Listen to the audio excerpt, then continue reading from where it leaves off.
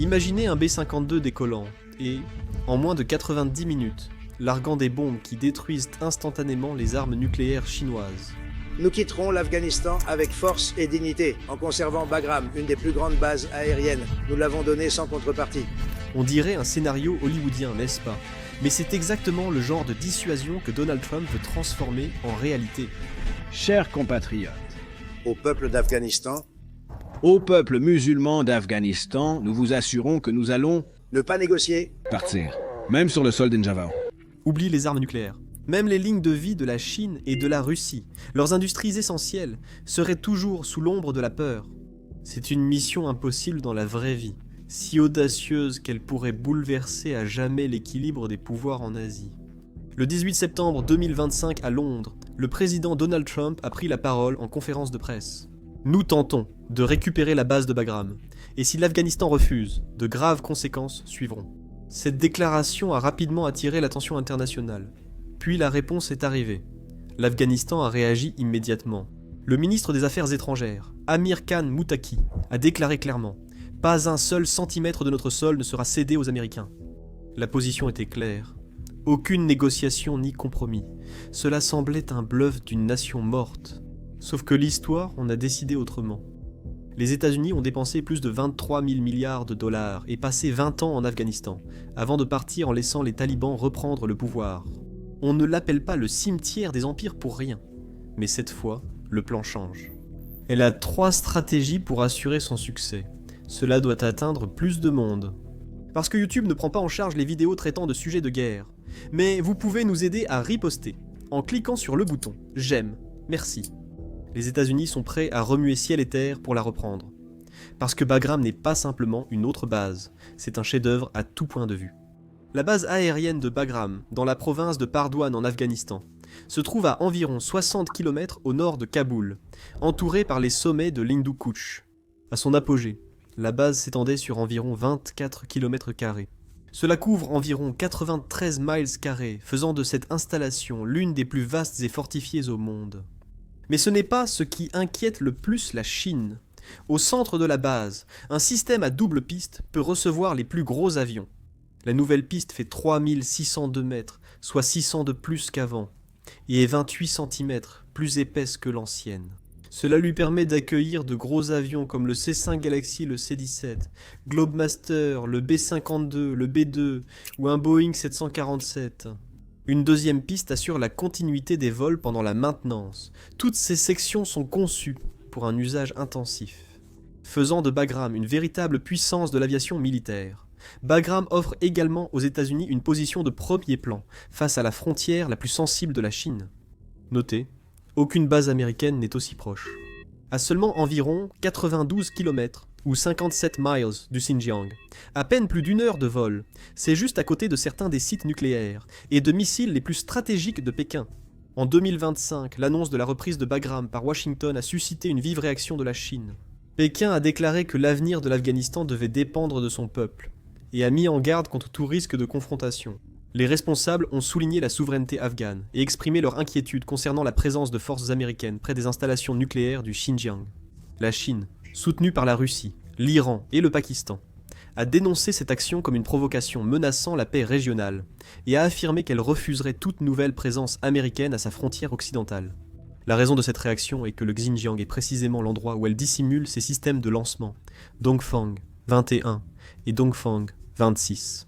Les soi-disant tueurs de porte-avions et tueurs de Guam, conçus pour tenir les forces américaines à distance.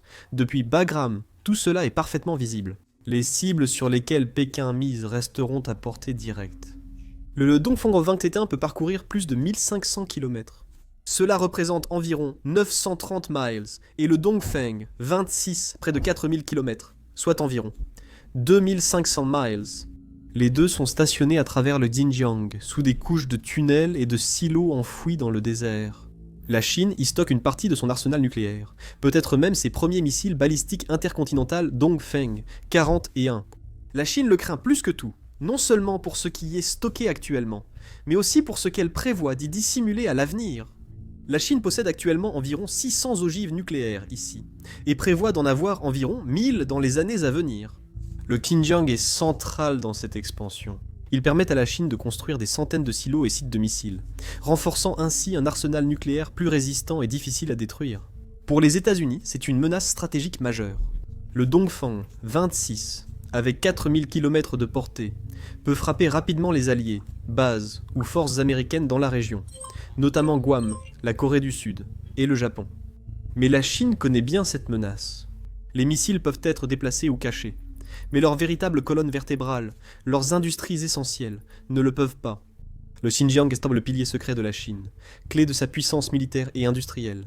Les images satellites montrent des centaines de nouveaux chantiers, y compris les immenses champs de silos de Hami et de Yumin, qui pourraient abriter plus de 100 nouveaux missiles balistiques intercontinentaux. La principale menace est que le Xinjiang est crucial pour les minéraux critiques et la production de défense. Lithium, beryllium, titane, magnésium et polysilicium solaire y sont extraits, soutenant les chaînes d'approvisionnement militaires, industrielles et nucléaires chinoises. Avec la base aérienne de Milan, la Patnour et plus de 360 installations militaires de l'armée populaire de libération, le Xinjiang est la région la plus militarisée de l'ouest chinois. Depuis Bagram, elles ne sont plus cachées. La base permet aux États-Unis de surveiller directement via drone, interception de signaux et surveillance aérienne chaque site de lancement, dépôt et radar de l'ouest de la Chine. Les pistes de Bagram accueillent les gros porteurs. Des B-52B1B et des bombardiers à long rayon d'action équipés de missiles de croisière de précision comme le JASMER. Sur ordre, ils peuvent viser les centres de missiles chinois en quelques heures. Des systèmes terrestres comme l'Army Tactical Missile System peuvent déjà viser des bunkers de commandement ou des nœuds logistiques sans pénétrer loin en Chine. Bagram n'est pas seulement proche, c'est un scalpel pointé vers le cœur du réseau militaire et de missiles occidental de la Chine. Tout cela semble très fascinant, sauf que ça ne l'est pas. Les États-Unis vont avoir du mal à obtenir cette base, ou plutôt à la récupérer à nouveau. Après les attentats du 11 septembre 2001, le monde a changé soudainement. Près de 3000 Américains ont péri lors d'attaques coordonnées par Al-Qaïda sous Oussama Ben Laden. Les États-Unis ont remonté le réseau jusqu'en Afghanistan, où le régime taliban avait hébergé Ben Laden et ses hommes, leur permettant de s'entraîner et d'opérer librement. Washington a exigé la remise de Ben Laden, mais les talibans ont proposé de le juger dans un pays tiers, offre rejetée par les États-Unis. Ce refus a été le déclencheur. Le 7 octobre 2001, l'Amérique, avec le Royaume-Uni, a lancé l'opération Liberté immuable pour éliminer Al-Qaïda et renverser les talibans. C'était le début d'une guerre de 20 ans, qui allait remodeler l'Afghanistan et définir une ère de la politique étrangère américaine. Peu après l'attaque, les forces américaines ont pris l'ancienne base aérienne soviétique de Bagram au nord de Kaboul. La base datait des années 1950. Depuis Bagram, les États-Unis dirigeaient la guerre. Les premières frappes aériennes et opérations spéciales partèrent de là pour aider l'Alliance du Nord à chasser les talibans de Kaboul, Kandahar et de Tora Bora. Des milliers de bombardements, vols de drones et missions d'appui aérien ont été lancés depuis ces pistes. Ce n'était pas juste une base, mais la bouée de sauvetage de l'Amérique. La base n'était pas seulement destinée au combat, c'était la bouée logistique de toute la guerre. Les troupes utilisaient ces pistes, les fournitures, et le carburant arrivait quotidiennement. Et les hélicoptères Medvac rapatriaient les blessés. L'hôpital de Bagram a soigné de nombreux Américains et Afghans incapables de retourner au front. C'était aussi le cœur des opérations de renseignement américaines. Dans des complexes sécurisés, la CIA et le Joint Special Operations Command menaient des programmes et interrogatoires secrets. Le centre de détention de Bagram est rapidement devenu tristement célèbre pour les violations des droits de l'homme, la torture présumée et les détentions sans fin durant la guerre contre le terrorisme. Que le monde remettrait plus tard en question. La base a permis le déploiement rapide des troupes américaines et alliées, notamment lors d'opérations de contre-insurrection à Helmand, Kandahar et dans le nord-est. C'était un centre pour les missions conjointes du commandement des opérations spéciales, visant des cibles de grande valeur, et il coordonnait également les mouvements des troupes de l'OTAN et des alliés via la Force internationale d'assistance à la sécurité, ou Force internationale d'assistance à la sécurité. Voilà à quel point la ville de Bagram était folle. Attends, est-ce que je viens de dire ville? Parce que c'en était littéralement une. Elle possède un hôpital de 50 lits avec bloc opératoire et salle de traumatologie, prêt à traiter les blessures graves à tout moment. Des logements pour plus de 40 000 personnes, comprenant des casernes, des dortoirs, des réfectoires, des centres de loisirs et même des restaurants. Les stocks sont vastes, avec 57 millions de gallons de carburant par mois et des installations limitant la consommation de carburant. Les convois, ateliers et installations d'ingénierie permettent à la base de s'auto-réparer et de s'agrandir sans aide. Bagram peut fonctionner quasi entièrement de façon autonome. Sa centrale de 30 MW, ses systèmes d'eau, d'égouts et de drainage avancés lui assuraient un fonctionnement même dans des conditions difficiles. La sécurité est accrue avec des périmètres fortifiés, des centres de détention et des équipes d'urgence prêtes à agir. Le coût humain et financier était considérable. Plus de 2456 militaires américains sont morts en Afghanistan, beaucoup lors d'attaques contre 207 770 membres des forces armées ont été blessés. Des centaines de milliers de civils sont morts, souvent à cause de frappes aériennes et de drones coordonnés depuis la base, y compris des frappes accidentelles sur convois et villages. Les talibans lancèrent souvent des roquettes et mortiers sur Bagram, tuant des Américains et des contractuels. Les États-Unis ont dépensé environ 8157 milliards de dollars pour l'armée et 130 milliards pour la reconstruction et l'humanitaire. Plus de 23 000 milliards de dollars. Une fois les soins de longue durée et les intérêts pris en compte, Bagram a également connu le côté sombre des opérations. Plusieurs incidents ont suscité la controverse. Des frappes de drones médiatisées ont causé des pertes civiles, même lors de mariages et funérailles. Des rapports ont révélé des interrogatoires brutaux à Bagram, suscitant de vives critiques internationales et nationales. Des attaques de l'intérieur menées par des forces afghanes ou des sympathisants talibans ont parfois permis des intrusions sur la base, entraînant des pertes parmi les troupes américaines. Avec le temps, la guerre a duré, les talibans se sont renforcés et la patience américaine a diminué. Des milliards dépensés, des milliers de morts, et le gouvernement afghan soutenu par les États-Unis s'effondrait sous la corruption et les divisions. De 2018 à 2020, Washington cherchait une issue. Les pourparlers de paix à Doha ont abouti à un accord de retrait avec les talibans contre des garanties de sécurité. Le monde était sur le point de changer à jamais. En 2021, le président Biden a pris la décision finale. Les États-Unis allèrent quitter l'Afghanistan pour de bon. Le 2 juillet 2021, sous le couvert de l'obscurité, les troupes américaines ont évacué Bagram sans même informer leurs homologues afghans. Le matin, la base autrefois au cœur de 20 ans de guerre était silencieuse. Quelques semaines après, les talibans y sont entrés sans résistance. Kaboul est tombé peu après, terminant la plus longue guerre américaine dans le chaos. Finalement, Bagram a dépassé le rôle d'une simple base. C'était le symbole de la présence américaine en Afghanistan, avec sa force, ses erreurs et son fardeau. Des guerres ont eu lieu, il y a eu des vies perdues sur ces pistes. Après le départ des États-Unis, le silence n'était pas seulement celui du retrait. C'était la fin d'un chapitre de 20 ans, marqué par le sacrifice et le coût des guerres inachevées. 4 ans plus tard, tout a changé. La prise de conscience. Quand Trump est revenu au pouvoir, il a compris quelque chose. Les États-Unis devaient reprendre cet espace par tous les moyens. Cela veut-il dire revenir au grand cimetière des empires après avoir perdu des milliers de soldats et dépenser des milliards de dollars? En fait, oui, mais pas de la manière dont les États-Unis ont agi auparavant. Vous voyez, les États-Unis ont 2 options. La première est d'obtenir tout sans effusion de sang. La deuxième option entraînerait probablement une effusion de sang potentielle. Les États-Unis pourraient prendre Bagram avec l'aide de l'armée. Vous pourriez penser que les États-Unis ont quitté l'Afghanistan car ils ne pouvaient battre les talibans, idée que beaucoup retiennent. Ce retrait a eu lieu après des années d'efforts pour bâtir un État afghan démocratique, impliquant un travail immense et chaotique des forces américaines. Ils essayaient de maintenir la démocratie en Afghanistan. Cela incluait la construction nationale, la formation policière, l'organisation des élections, et pas seulement le combat. Mais si l'armée américaine devait juste prendre et garder une base aérienne, ce serait bien plus simple. Par exemple, en 2001, les troupes américaines se sont rapidement déplacées pour sécuriser les aérodromes autour de Kaboul, et elles l'ont fait très facilement. Mais cette fois, ce serait bien plus difficile, car le dragon a ses griffes profondément ancrées en Afghanistan. Ces dernières années, ils ont noué des liens étroits avec la Chine, qui voit l'Afghanistan comme stratégique et riche en ressources. La Chine a apporté un soutien économique aux talibans, leur a fourni des drones et peut-être d'autres outils militaires. Les talibans pourraient attaquer les routes d'approvisionnement, brouiller les communications américaines et harceler les avions avec des drones. Ils maîtrisent le terrain, organisent des embuscades, posent des bombes artisanales et mènent des attaques éclairs, rendant la présence américaine plus coûteuse. Les talibans riposteront aussi pour compliquer la défense de la base. La Chine pourrait aussi offrir renseignements, fonds et appui politique, aidant les talibans à mieux planifier des attaques et à bloquer l'approbation internationale de la présence militaire américaine. Cela signifie que reprendre pied à Bagram ne se fera pas du jour au lendemain. Cela dépendra d'une planification minutieuse, d'un usage intelligent de l'influence et de patience pour naviguer dans le paysage politique complexe de l'Afghanistan. C'est ici que la première option intervient. Pas de bain de sang ni de perte, juste des mouvements d'échec. Les envoyés américains pourraient discuter directement avec les dirigeants talibans, proposant coopération antiterroriste ou concession économique contre une utilisation limitée ou partagée de l'aérodrome. Une deuxième approche s'appuie sur un levier stratégique.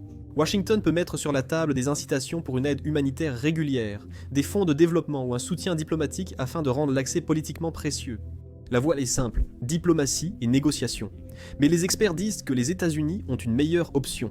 En fait, les meilleurs. Ils pourraient également utiliser l'argent et la reconnaissance comme outils. Les États-Unis conservent la majorité des réserves étrangères gelées de l'Afghanistan, soit environ 7 milliards de dollars à la Fed de New York, sur un total d'environ 95 milliards. Dégeler une partie de ces fonds, accorder un paiement unique ou des transferts annuels, inciterait fortement les talibans à coopérer. Donc, c'est littéralement leur propre argent que les États-Unis pourraient simplement leur rendre, et ils n'auraient pas à dépenser un seul centime de leur propre poche. Sur le plan diplomatique, les États-Unis n'ont pas encore pleinement reconnu le gouvernement taliban. Reconnaître officiellement ou renforcer les liens diplomatiques pourrait faire partie d'un accord pour accéder à la base aérienne de Bagram. En combinant ces approches, en débloquant des fonds, en offrant paiement et aide au développement, et en assouplissant les restrictions diplomatiques, les États-Unis pourraient inciter les talibans à autoriser l'accès à Bagram, en gardant la possibilité de renforcer la pression si les négociations échouent. Donc, les 3 stratégies secrètes que les États-Unis pourraient utiliser sont, premièrement l'argent, deuxièmement la reconnaissance, et troisièmement la force brute. Si les 2 premières options ne fonctionnent pas, les États-Unis savent très bien comment utiliser la 3e option. Ils l'ont prouvé à plusieurs reprises par le passé. Diego Garcia est situé au centre de l'océan Indien, construite difficilement après le déplacement de population et la modification des cartes. La Grande-Bretagne a séparé les îles Chagos de Maurice avant l'indépendance, créant le territoire britannique de l'océan Indien et vidant les îles pour installer une base militaire. Des milliers de Chagossiens ont été expulsés pour construire des pistes et des ports. Aujourd'hui, l'île reste un point stratégique de transit, et la bataille juridique continue. L'île Maurice revendique la souveraineté, mais un accord de 2024 avec le Royaume-Uni autorise la présence américaine et britannique pour des décennies. La baie de Guantanamo à Cuba montre une autre approche. Après la guerre hispano-américaine, les États-Unis ont imposé à Cuba une base selon l'amendement Platt, condition de l'indépendance. On a dit à Cuba, pas de base, pas d'indépendance. Le bail est perpétuel contre un faible paiement annuel. Cuba n'a pas encaissé le chèque depuis 1959 et juge l'occupation illégale. Les États-Unis ont gardé le contrôle plus d'un siècle, puis après l'invasion de l'Irak, ont privilégié l'influence. Après la chute de Saddam Hussein en 2003, les États-Unis ont bâti d'immenses bases telles que Victory, Liberté et Bilad. Lorsque l'Irak a ensuite demandé le retrait des États-Unis, l'Amérique a rappelé à Bagdad qu'elle avait financé la construction des bases, avançant ainsi cet argument de manière efficace. Vous l'avez construit, vous l'avez acheté. Cette combinaison de présence militaire et de pression lors des négociations a permis aux États-Unis de maintenir une forte influence tout au long des années d'occupation. Les États-Unis exploitent ainsi diverses bases à l'étranger. Ils utilisent diverses stratégies, parfois subtiles, parfois coercitives, voire la force brute. Ces épisodes historiques ne sont pas seulement de l'histoire. Cela ressemble à une liste de tactiques que Washington pourra utiliser pour retrouver l'accès à Bagram. La possibilité d'un contrôle américain sur Bagram a rendu la Chine furieuse, mais cela a aussi énervé un autre pays, c'était la Russie. Vous voyez, Bagram se trouve juste sous le ventre de la sphère d'influence russe, là où commence l'Asie centrale et où l'influence de Moscou commence à s'estomper. Située près de Douchanbé, au Tadjikistan, proche du Kazakhstan, de l'Ouzbékistan et du Kirghizistan, elle est la base américaine, la plus proche de la frontière sud de la Russie. D'ici, l'Amérique peut observer directement une région qui a toujours été essentielle au sentiment de sécurité de Moscou. Ces nations d'Asie centrale faisaient autrefois partie de l'Union soviétique, étroitement liées à la Russie pendant des décennies. Moscou cherche toujours à conserver son influence par le commerce, l'énergie et des partenariats militaires, mais la région reste moins sûre qu'il n'y paraît. Les frontières sont longues, étroites, le terrain difficile à surveiller, et la politique locale change fréquemment. Comparé au front occidental fortement fortifié de la Russie face à l'OTAN, cette partie sud est ouverte et exposée, et c'est ce qui la rend précieuse. Depuis Bagram, les États-Unis peuvent être discrètement surveillés, et, si besoin, atteindre les postes clés russes.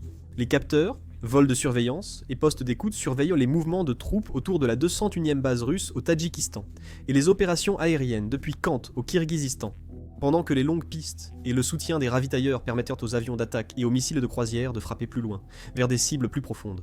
En quelques heures, des chasseurs ou bombardiers de Bagram pourraient menacer les garnisons de missiles russes voisines, et même le complexe de commandement de la montagne Kozvinsky. Outre les missiles stratégiques, Bagram peut frapper des industries clés de guerre et des points énergétiques critiques, comme les usines de chars, d'ingénierie lourde, les centres d'avions et de drones de la Volga, l'usine de gaz d'Ordenberg et les pipelines exportant le gaz russe. De cet aérodrome, les États-Unis observent, influencent le champ de bataille et exercent une pression sur des nœuds militaires et industriels russes à portée. La Russie et la Chine craignent toutes deux que leurs sources d'énergie ne soient mises en danger. Pour la Russie, la menace est directe, mais pour la Chine, elle est indirecte. Après la frontière, on trouve le corridor économique Chine-Pakistan, pilier du projet des nouvelles routes de la soie de Pékin. Ces autoroutes, oléoducs et chemins de fer, reliant le port de Godard au Xinjiang, traversent tous ce territoire. Les États-Unis surveillaient depuis Bagram, et, si besoin, des équipes secrètes, forces spéciales, où la CIA peuvent intervenir discrètement pour perturber ou collecter des renseignements. Couper Gwadar toucherait la Chine là où ça fait le plus mal, l'énergie. Près de 80% des importations de pétrole de la Chine passent encore par le détroit de Malacca, un point d'étranglement maritime étroit patrouillé par la marine américaine et vulnérable aux perturbations. Un scénario nommé Dilemme de Malacca pour la Chine. Godard, connecté au corridor économique Chine-Pakistan, donne à Pékin une route terrestre pour acheminer le pétrole en contournant Malacca vers l'ouest de la Chine, plus vite et en toute sécurité. Si Gwadar était bloqué avec l'aide de Bagram, alors la Chine serait contrainte de revenir sur la route exposée de Malacca. Toute perturbation ici pourrait causer de graves pénuries d'énergie, paralyser l'économie et compromettre la préparation militaire de la Chine. C'est pourquoi Gwadar est bien plus qu'un simple port, c'est une ligne de vie stratégique, une soupape de sécurité dont la Chine dépend pour maintenir son approvisionnement énergétique et la stabilité de sa croissance. Bagram surveille aussi le commandement du théâtre occidental de l'Armée populaire de libération chargée du Tibet, du Xinjiang et des frontières chinoises, avec l'Inde et l'Asie centrale. Depuis cette base, les États-Unis interceptent les communications militaires chinoises, suivent les essais de missiles et cartographient les mouvements des unités de défense aérienne et de fusées dans la région. Même les réseaux électroniques et les champs radars de l'Armée populaire de libération y sont soumis. Si une crise éclate à Taïwan, Bagram serait un second front idéal. Alors que la Chine se concentre à l'est, de l'autre côté du détroit, Bagram permet aux États-Unis de frapper à l'ouest, en plein cœur du pays, forçant Pékin à diviser ses défenses. Des bombardiers, brouilleurs et unités spéciales pourraient viser les lignes logistiques, dépôts de carburant et bases de missiles, forçant l'armée populaire de libération à s'étendre de la côte au désert. Mais pourquoi les États-Unis se préparent-ils à de futures guerres ? La réponse réside dans les actions ou les menaces que la Chine fait peser sur Taïwan presque chaque jour. L'an dernier, les avions de guerre chinois ont fait du ciel de Taïwan une ligne de front. Plus de 50 appareils pénètrent là parfois dans la zone d'identification de défense aérienne de Taïwan, volant en formation avec des bombardiers et des avions de guerre électroniques. Chaque mission simule un blocus ou une invasion, gardant l'armée de l'air taïwanaise et ses pilotes en alerte quasi quotidienne. Ce ne sont pas de simples exercices, mais des répétitions. Les préparatifs de la Chine au sol sont tout aussi délibérés. Les ferries civils côtiers sont convertis en navires d'assaut amphibies, pouvant acheminer troupes, véhicules et fournitures sur les plages de Taïwan. Des images satellites de Fujian, le point le plus proche de Taïwan, montrent que ces modifications se produisent en temps réel.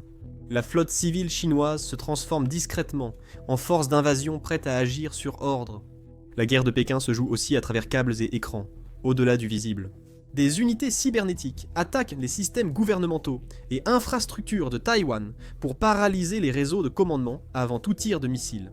Des campagnes de désinformation envahissent les réseaux sociaux et des primes visent les officiers taïwanais, dans un effort global pour diviser, semer la confusion et affaiblir le moral, de l'intérieur vers l'extérieur. La stratégie chinoise ne s'arrête pas seulement au front numérique. Elle isole également Taïwan sur le plan diplomatique et économique, en faisant pression sur les nations pour qu'elles coupent leurs liens officiels, et en utilisant le commerce comme une arme. En 2025, Pékin a interdit les importations d'ananas et crevettes taïwanais, montrant que l'économie peut frapper aussi fort qu'un missile. L'armée populaire de libération mène de grands exercices navals et de missiles dans le détroit de Taïwan, encerclant l'île, d'abord sur le papier, puis en pratique. Chaque exercice gagne en audace, synchronisé avec les élections taïwanaises, ou des événements clés pour accentuer la pression. À l'investiture présidentielle de Taïwan en 2024, les navires et unités de missiles de l'armée populaire de libération ont encerclé l'île, simulant une invasion. Tout cela donne une image claire. La Chine crée elle-même le moment idéal, étape par étape, en s'assurant que, le jour venu, Taïwan sera déjà épuisé, isolée et encerclée. Et il n'y a pas que Taïwan. Les États-Unis doivent désormais se préparer face à la Russie en raison de ses actions en Ukraine. Voyons comment la Russie s'est à nouveau révélée être la plus grande menace pour l'Amérique. Tandis que Pékin exerce une pression discrète sur Taïwan, une tempête bien plus violente frappe l'Europe. La Russie a envahi l'Ukraine le 24 février 2022, attaquant depuis la Biélorussie au nord, le Donbass à l'est et la Crimée au sud. En quelques heures, des frappes de missiles et raids aériens ont touché Kiev, Kharkiv et Miropol, lançant la plus grande guerre en Europe depuis 1945. Dès lors, les États-Unis ont été le soutien vital de l'Ukraine. Le soutien a principalement reposé sur les stocks américains, l'initiative d'aide à la sécurité de l'Ukraine et le financement militaire étranger. L'aide incluait des armements avancés.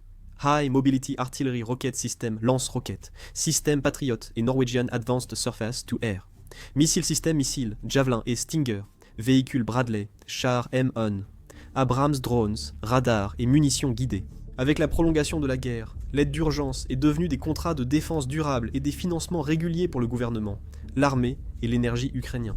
Le partage de renseignements par les États-Unis, les systèmes de communication sur le champ de bataille et la formation avancée des soldats ont rendu les défenses de l'Ukraine plus efficaces et bien mieux coordonnées. En plus de fournir des armes, l'Amérique a mené l'aide économique et humanitaire mondiale. Des milliards ont servi à stabiliser l'énergie ukrainienne, reconstruire des hôpitaux, fournir nourriture, médicaments et soutenir les réfugiés en Europe. Malgré ce soutien, la Russie contrôle encore près de 19% du territoire ukrainien.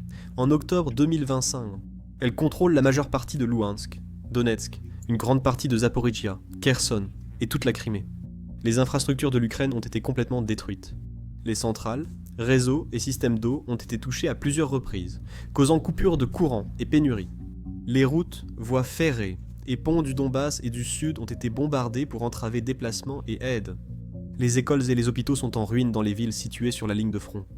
Entre février 2022 et octobre 2025, le bilan civil en Ukraine a été dévastateur. Plus de 12 650 civils ont été tués et plus de 29 392 blessés depuis le début du conflit. À l'intérieur du pays, plus de 36 millions de personnes ont été déplacées et environ 68 millions ont cherché refuge à l'étranger. C'est la plus grande crise de réfugiés que l'Europe ait connue depuis la Seconde Guerre mondiale. À Obuka, Mariupol et Kherson, des fosses communes et des preuves de torture ont été découvertes par les enquêteurs. L'économie de l'Ukraine s'est contractée d'un tiers. Ses régions industrielles, l'acier, le charbon et la fabrication sont détruites ou occupées. L'agriculture a chuté dans les zones minées ou bombardées. Santé et éducation se sont effondrées, causant pauvreté et traumatisme profond. Sur le champ de bataille, l'Ukraine subit de lourdes pertes, des milliers de chars, d'artillerie et de drones détruits, plus rapidement que les alliés ne peuvent les remplacer. Grâce à la technologie, au renseignement occidental et à la détermination, le pays résiste encore. En 2025, la Russie s'enfonce davantage dans le Donetsk, misant sur le recrutement massif et la guerre d'usure. Les sanctions n'ont pas stoppé Moscou. Elle a trouvé des bouées de sauvetage grâce au commerce avec la Chine, l'Iran, la Corée du Nord et la Turquie, ce qui lui permet de maintenir sa production d'armes. Ce qui avait commencé en 2022 comme une invasion éclair s'est transformé en un conflit long et éprouvant, redéfinissant la carte de la sécurité en Europe. L'Ukraine lutte pour survivre avec l'aide occidentale, tandis que la Russie maintient ses zones occupées, malgré l'isolement et de lourdes pertes. La guerre est devenue une épreuve d'endurance brutale, sans véritable issue en vue, et Bagram pourrait potentiellement jouer un rôle dans le confinement de la Russie. La base ne se limite pas aux pistes d'atterrissage. Plus de 110 abris renforcés protègent chasseurs, bombardiers et avions de transport grâce à des murs anti-explosion. 3 grands hangars peuvent abriter plusieurs hélicoptères ou avions de chasse simultanément. Et plus de 13 hectares d'aires de stationnement offrent de l'espace pour le parking, la maintenance et les opérations de fret. Bagram était conçu pour une activité continue et une préparation permanente, avec un commandement et un contrôle tout aussi avancé. La base possède des installations multiples pour coordonner les opérations et traiter le renseignement en temps réel. Les réseaux de communication par satellite maintiennent la base connectée à travers le monde. La tour de contrôle et ses radars gèrent précisément le flux des vols. La base peut simultanément mener des opérations aériennes, terrestres, de renseignement et logistiques, lui offrant une portée sur l'Asie centrale. Bagram est précieuse car elle est autonome et opérationnelle. Pour les États-Unis, Bagram est plus qu'une base, c'est un centre stratégique et de puissance. Un lieu permettant aux États-Unis de surveiller, planifier et agir à tout moment. Cela permet aux États-Unis d'agir rapidement et seuls dans une région souvent ralentie par la distance et la politique. De ce lieu unique, Washington influence l'Afghanistan, le nord du Pakistan, la frontière est de l'Iran et les États d'Asie centrale, tout en gardant également un œil attentif sur les mouvements russes au nord et l'influence chinoise à l'est. Alors que d'autres bases américaines sont limitées qu'à des tâches régionales spécifiques, Bagram se distingue comme un poste de commandement doté d'une portée, d'une liberté et d'une concentration sans équivalent ailleurs. Seul l'avenir dira si les États-Unis pourront récupérer la base. Merci de votre attention.